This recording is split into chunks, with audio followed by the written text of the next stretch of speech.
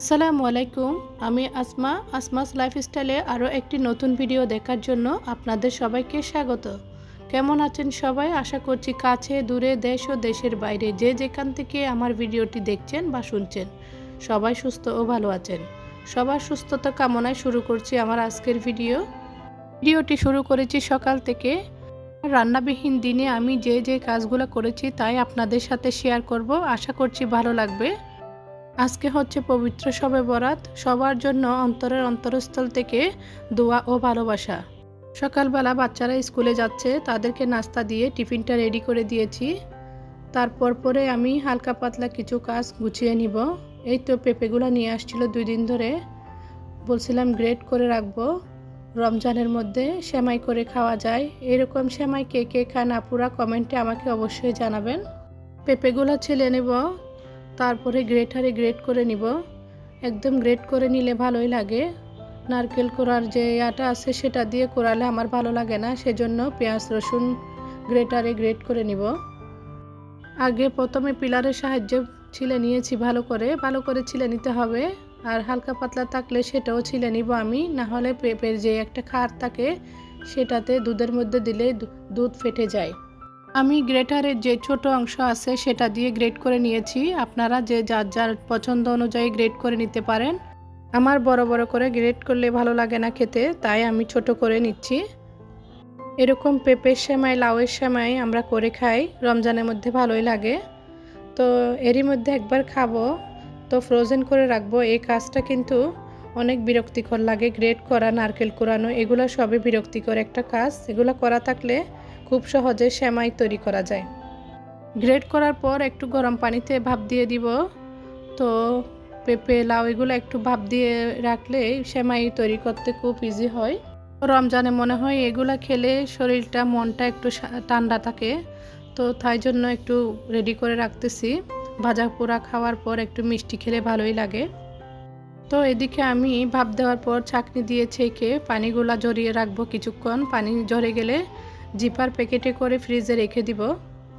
তো যারা যারা আছেন আপনাদের সবাইকে একটি রিকোয়েস্ট করতেছি, প্লিজ ভিডিওতে একটি লাইক দিয়ে কন্টিনিউ করবেন। একটি লাইক দিতে ভুলবেন না। আপনার একটি লাইক আমাকে আরও 10 জনের কাছে পৌঁছে দিতে সাহায্য করবে। তো পেঁপের সাথে 2টা নারকেলও আনতে বলেছিলাম। নারকেল কুড়ানোটা আমার অনেক কষ্টের লাগে। নারকেল একদম হাতে কুড়াতে পারি না। এই বটি দিয়ে নারকেলটা কুড়াতে পারি আমি, তো হাতে কুড়াইলে হাত একদম ব্যথা হয়ে যায়, সেজন্য এই বটিটায় দিয়েই কুড়াই নিচ্ছি। আর সেমাই কিংবা পায়েসে এই জিরি এই নারকেল কোরানোটা আমার খুবই ভালো লাগে। বড় যেটা হাতে দিয়ে কোরানো হয় সেটা একটু বড় হয়, খেতে ভালো লাগে না আমার পছন্দ আর কি। আর নারকেলটা বেশিরভাগই লাগে সেমাই পিঠাতে, যে কোনো মিষ্টি আইটেমে নারকেল কোরানো থাকলে ইজি হয়। আর রমজানে তো কথাই নাই। আর আমরা রমজানে তো চিড়া সবাই কম বেশি খাই, তো চিড়া তো লাগে। তো নারকেল কুড়ানোর পর আমি কিছু অল্প রাখছিলাম পুলি পিঠা বানাবো, সেজন্য। এটা হচ্ছে সন্ধ্যাবেলায় নাস্তা রেডি করতেছি, ছেলেদেরকে দিব। তাদেরকে পাউরুটিতে একটু ফাঁকিবাজি নাস্তা বানিয়ে দিচ্ছি। সসেস দিয়ে রোল করে নিব, তারপরে বেসনের মধ্যে মুড়িয়ে তেলের মধ্যে ভেজে দিব। এটা আমার আগেই করা ছিল। আমি সেদিন ফুলকপির বড়া বানিয়েছিলাম, তো একটু ওখান থেকে ছিল, ঝটপট চিন্তা করে এটাই করে দিচ্ছি। একটা সসেস খেলে ওদের পেট ভরবে না, তাই রোল করে দিচ্ছি এভাবে। আর কয়েকটা নাগেট ভেজে নিব, হয়ে যাবে ওদের বিকেলের নাস্তা। তো ছেলেদেরকে নাস্তা দেওয়ার পর ওরা বলতেছে বাইরে থেকে কিনে আনছি কিনা, ওরা দেখে নেয় আমি বাঁচতেছি। তো আমি বলতেছি এটা হচ্ছে আমার ফাঁকিবাজি নাস্তা, তোমাদের জন্য আমার এক্সপেরিমেন্ট করেছি এটা আমি। নাস্তা শেষ করে নিয়ে এদিকে আমি বাড়িতে আসার পর যে নতুন কাপড়গুলো ছিল ধুয়ে দিয়েছিলাম, সেগুলো ভাঁজ করে রাখছি। এই রুমে তো সেভাবে কেউ থাকে না, তাই এখানে ভাঁজ করে রাখছিলাম। এগুলো গুছিয়ে রাখতেছি। এরই মধ্যে আমার মেয়ে যায় নামাজ পিছিয়ে নামাজ পড়তেছে, বলতেছে আম্মু আমি নামাজ পড়া শুরু করে দিয়েছি। আমার মেয়ের জন্য দোয়া করবেন সবাই। জায়নামাজটা আমার মা এনেছিল সৌদি আরব থেকে, ও হিজাবটাও পরেছে।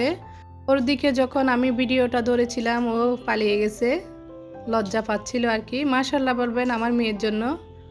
তো এদিকে রাতে আপনাদের ভাই আমাকে তো রান্না করতে মানা করেছে। সবে বরাতের দিন তো অনেক আয়োজন করি আমরা, ও বলতেছে এগুলো কোনো কিছু করার দরকার নাই, আমি বাইরে থেকে নিয়ে আসব।